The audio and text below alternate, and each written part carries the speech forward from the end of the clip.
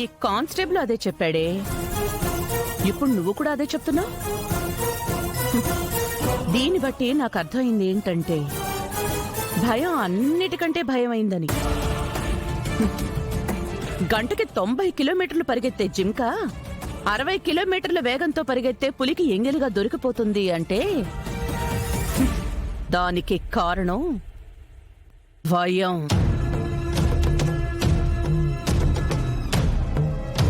నన్ను బయటపడేంటమ్మా, మీకు దండం పెడతాను. ఈ బాధ నేను భరించలేకపోతున్నాను. ఇప్పటికిప్పుడు నిన్ను బయటపడేస్తే వీళ్ళిద్దరు ఉద్యోగాలు పోతాయి కదా. అదే నిన్ను బాధ నుండి విముక్తురాల్ని చేస్తే నీ ప్రాణం బయటికి తీసేసాననుకో, ఇక నీకు ఏ బాధ ఉండదుగా. నువ్వు నా పేరు చెప్తా అన్న భయం నాకు ఉండదు. అంటే ఇప్పుడు నన్ను మీరు చంపేస్తారా అమ్మా? హ, ప్రతి మనిషికి చివరికి మిగిలేది చావేనే.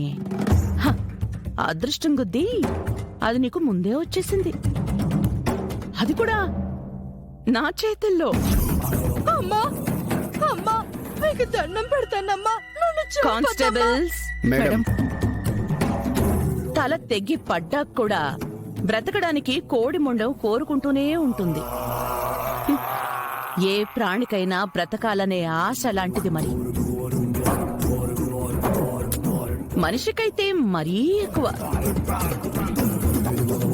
మన రత్నం కూడా అలాంటిదేగా. పాప మీరు హెల్ప్ చేయాలి. అలాగే మేడం. అమ్మా, నన్ను వదిలేయండి అమ్మా, నన్ను చంపొద్దు. అమ్మా వదిలేయండి, అమ్మా నన్ను చంపొద్దు. అమ్మా వదిలేయండి అమ్మా.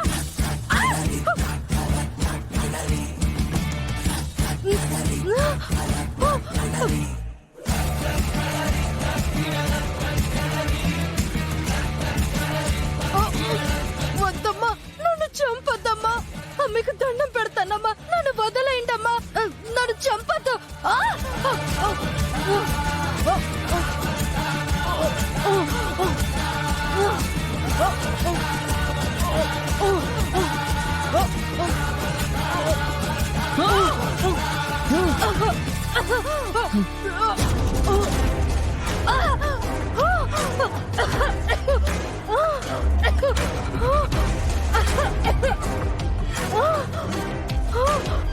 బా,